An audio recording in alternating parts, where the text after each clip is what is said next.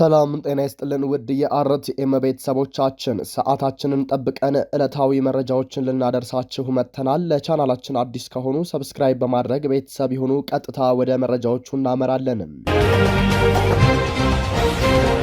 የአማራ ፋኖ ሰብሳቢ አስረስ ማረዳምጤ የአማራን ትግል በመክዳት የብልጽግናን መንግስት የተቀላቀሉትን ባንዳ በማለት የጠራቸው ግለሰቦች ትግሉን በመተው በጥቅማ ጥቅም ተደልለው ወደ ብልጽግናው መንግስት የሚገቡበት ምክንያት ውሃ የማያነሳና ከእውነት የራቀ መሆኑን ገለጸ።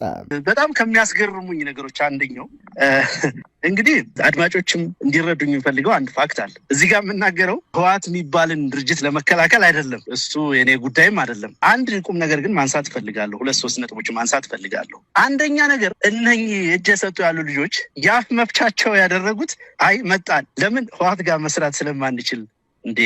አሁን ጦርነት እየተካሄደ ያለበት ፋኖ በእዝ ተደራጅቶ ጦርነት እያደረገ ያለው ኢትዮጵያ ውስጥ በ5 ክፍለ ሀገሮች ነው። በወለጋ፣ በጎጃም፣ በጎንደር፣ በወሎ፣ በሸዋ። በእነኚህ ቦታዎች ሁሉ የሚወድቁት ዋጋ የሚከፍሉት ጥላትን የሚማረኩት ከጥላት ጋር አንገት ለአንገት የሚተናነቁት አማራዎች ናቸው። ማንም የትኛውም ኃይል እዚህ ጦርነት ላይ እዚህ የፋኖ ተጋድሎ ላይ ቤሳቢስቲን ኮንትሪቢሽን የለውም። ይሄን በእርግጠኝነት ነው የምናገረው። አንድም ሰባራ ነገር ለፋኖ ኃይል ለአማራ ህዝብ የሉና ትግል ድጋፍ ያደረገ በሀሳብም በማቴሪያልም በቅድም በምንም ለምን አገዛዙ ያንን ያነሳል ያልክ እንደሆነ የትግሉን አጀንዳና ኮዝ ከአማራ ህዝብ ልብ ማውጣት ስለሚፈለግ ብቻና ብቻ ነው። በየትኛው ሂሳብ ነው ሻዕቢያ ወይ ኤርትራ መንግስት ፋኖን ያደራጀው? በየትኛው ሂሳብ ነው ሱዳን ፋኖን ያደራጀው? በየትኛው ሂሳብ ነው ህወሓት ፋኖን ያደራጀው? ይሄ ጦርነት መቼ ነው የተጀመረው? አንዳንዶች የፋኖ ትግል ደጋፊ ነን የሚሉትም ጭምር ይሄንን ሀሳብ እየገዙ ትግላችንን ሲያረክሱ ሳይ በእጅጉ እኔ አዝንላቸዋለሁ፣ አፍርባቸዋለሁም ጭምር። ይሄ ጦርነት እኮ የተጀመረው እነኚህ ኃይሎች ግጭት ውስጥም ሳይገቡ ጭምር ነው። አብይ አህመድ ወይም የፌዴራል መንግስት የሚባለው በኦፊሻል ስሙ ከእነኚህ ኃይሎች ጋር ግጭት ውስጥ እኮ አልነበረም። እኛ ከአብይ አህመድ ጋር ጦርነት ሲጀምር ይህ አጀንዳ መቼ ነው የመጣው? ጦርነቱን ከጀመርን ከ2 ዓመታት በኋላ። ታዲያ ከ2 ዓመታት በኋላ ነው እንደ ሰንበዲ ብድግ ብሎ ከመሬት የሚያደራጀን? ላለፉት 2 ዓመታት ከምናምን የፈጸምነውን ጀብዱ የፈጸምነው ድል ማን የፈጸመው? ደንበጫ ላይ የማረክነውን፣ ባህር ዳር ላይ የማረክነውን፣ ሜጫ ላይ የማረክነውን፣ እነማይ ላይ የማረክነውን፣ ደጋዳሞት ላይ የማረክነውን፣ ደብረ ማርቆስን የተቆጣጠርነውን፣ ሌሎች በምስራቅም የአማራ ክፍል በሰሜኑም ክፍል ሸዋ ውስጥ ያንን ሁሉ ኢሊት ፎርስ የኮማንዶ ኃይል የሪፐብሊካን ጋርድ ሌላውን አብይ አህመድ አለኝ የሚለውን ኃይል ሬዚስት ያደረገው የሸዋ ፋኖ ሁለቱም እዞች ያሳምነው እዝም የሸዋ ጠቅላይ ግዛት እዝም በውጭ ኃይሎች እርዳታ ነው እንዴ? ድጋፍ ነው እንዴ? የማንን ትግል ነው የምንክደው? ለምንስ ነው የህዝባችንን መስዋዕትነት አሳልፈን ለሌላ ባዕዳን የምንሰጠው? ምን አይነት የበታችነት ስሜት ነው? ምን አይነትስ የዝቅተኝነት በሽታ ነው? የትግሉ አመራረን የምንል ሰዎች ከነ አቅማችን ከነ ውስንነታችን አለን መሬት ላይ ዋጋ እየከፈልንበት ያለ ትግል ነው። በርካታ ጊዜ ድሮን ሰርቫይቭ አድርገን የመራነው ትግል ነው። ብዙ ጓዶቻችን ያጣንበት ትግል ነው። በአመራርም በተዋጊም ደረጃ ያሉትን ከዛም አልፎ በርካታ ትምህርት ቤቶች፣ ተቋማት፣ ቴክኒክና ሙያ ተቋማት በድሮን የተደበደቡበት የአማራ ህዝብ ከፍተኛ ማህበራዊ ኢኮኖሚ መስቀልቅል ውስጥ የገባበት አውዳሚ ጦርነትን ነው እየተከላከልን ያለ ነው።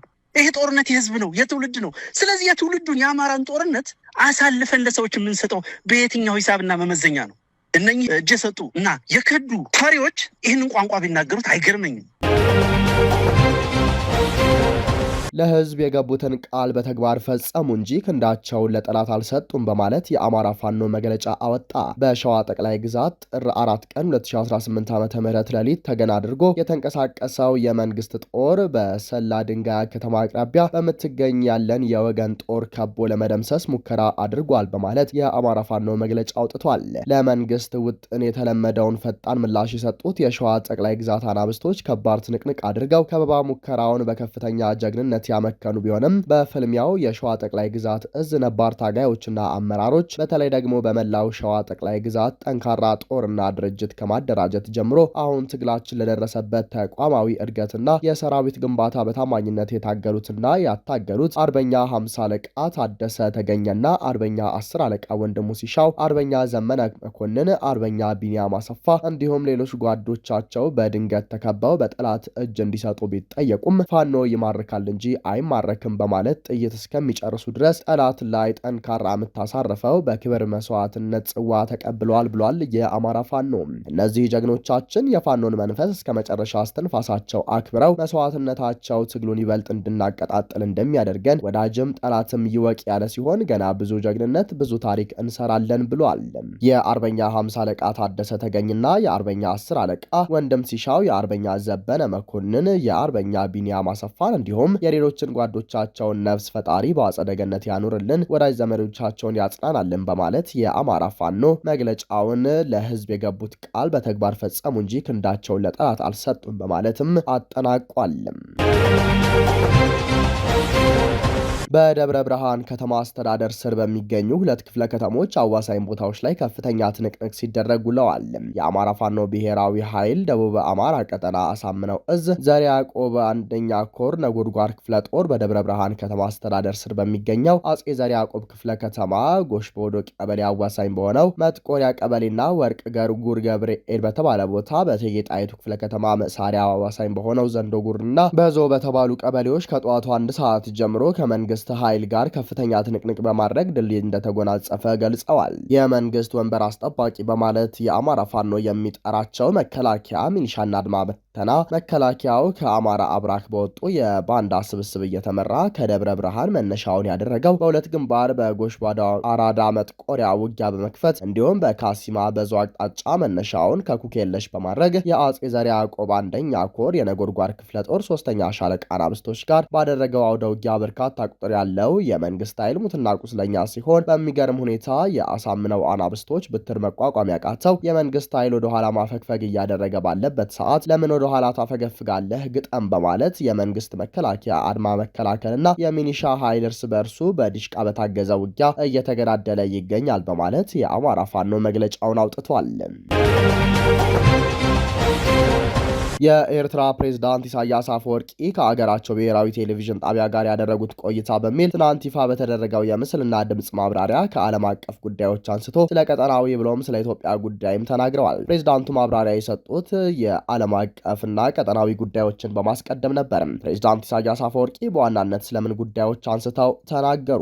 የኤርትራው ፕሬዝዳንት አቶ ኢሳያስ አፈወርቂ ትናንት ምሽት ለኤርትራዊ ቴሌቪዥን ጣቢያ በሀገራዊ አካባቢያዊና ዓለም አቀፋዊ ጉዳዮች ላይ ሰፊ ማብራሪያ ሰጥተዋል። የቀረቡላቸው ጥያቄዎች የኢትዮጵያ ገዢ ፓርቲ ብልጽግና የጦርነት አዋጅ እያወጀብን ነው። ይህ የጦርነት አዋጅ ለኢትዮጵያ ብሎም ለኤርትራ ያለው ትርጉም ምንድን ነው የሚል ይገኝበታል። ለዚሁ ጥያቄ የሰጡት ምላሽ ወደ አማርኛ ተርጉመን አቅርበነዋል። በተለይ ኢትዮጵያን በሚመለከት ለፕሬዝዳንቱ የቀረበው ጠያቂው ቡድን ያለው የኢትዮጵያ ገዢ ፓርቲ ብልጽግና 2 ውሃዎች የሚል ነባራዊ ሁኔታዎችን ያላገናዘበ የፕሮፓጋንዳ ቅኝት አንግቦ በኤርትራ ሉዓላዊነት ላይ ያነጣጠረ ቀጣይነት ያለው አሰልቺ የፕሮፓጋንዳ ዘመቻ እያካሄደ ነው የሚል ነበር።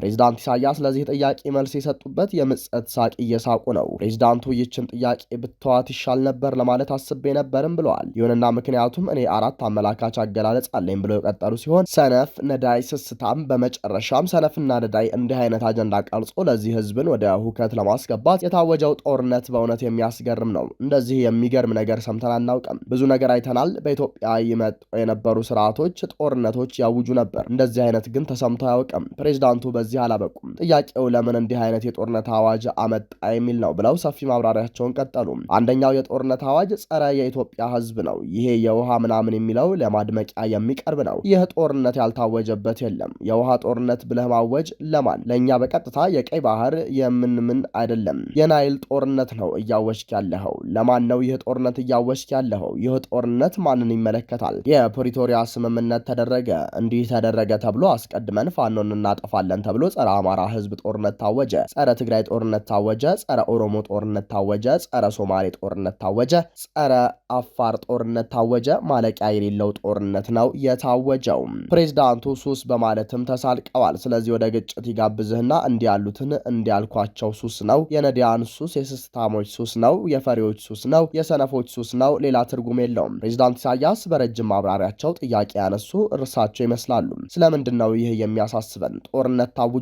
ድሮኖች እየመጡ ነው። ድሮኖችን ማን ነው እያመጣቸው ያለው? ማን ነው ይህን ሁሉ የጦር መሳሪያ ከውጭ እየገዛ እያመጣ ያለው? ማን ነው ለዚህ ሁሉ ተንኮል በገንዘብ እየደገፈ ያለው? ወደዚህ እየሄደ ያለው ገንዘብ በሙሉ ከየት ነው እየመጣ ያለው? ማን ነው እየተገዛ ያለው ቅጥረኛ? ለምንድን ነው እየተገዛ ያለው? ምን እበላለሁ ብሎ ነው እየገባ ያለው? ይህ ጨዋታ፣ ይህ አጀንዳ የብልጽግና አጀንዳ አይደለም፣ የሌሎችም አጀንዳ ነው። ይህ በገንዘብ እየደገፉ ያሉት ቀደም ብዬ በሱዳኑ ጉዳይ ከገለጽኩት ጋር ተለይቶ የሚታይ አይደለም ብለዋል ፕሬዝዳንት ኢሳያስ። በስም አይጥቀሱ እንጂ በሱዳን የሚደረገው ጦርነት ጦርነትም ሆነ ኢትዮጵያ ውስጥ ይደረጋል ባሉት የጦርነት ዝግጅት ወይም አዋጅ የተባበሩት አረብ ኤሚሬቶችና ተባባሪዎቿ እንዳሉበት በሚከተለው መንገድ ገልጸዋል። በብሉ ናይል ላይ ጥቃት ይካሄዳል ተብሎ በኮርዶፋንና በሌሎች እየተደረገ ያለው የሱዳን ላይ የታወጀው ጦርነት ከሊቢያ ወደ ማዕከላዊ አፍሪካ፣ ደቡብ ሱዳን፣ ኢትዮጵያ ላይ ያተኮረ በዛ አድርገህ ወደ ናይል ወደ ኮርዶፋን የሚለው አባባል አዲስ ከማንም ሰው የተሰወረ ምስጢር አይደለም። በመጨረሻ ግን እኔ የምለው ለዚህ ጉዳይ እንደ ኦቦይ ሳሊተ ተረት አለ።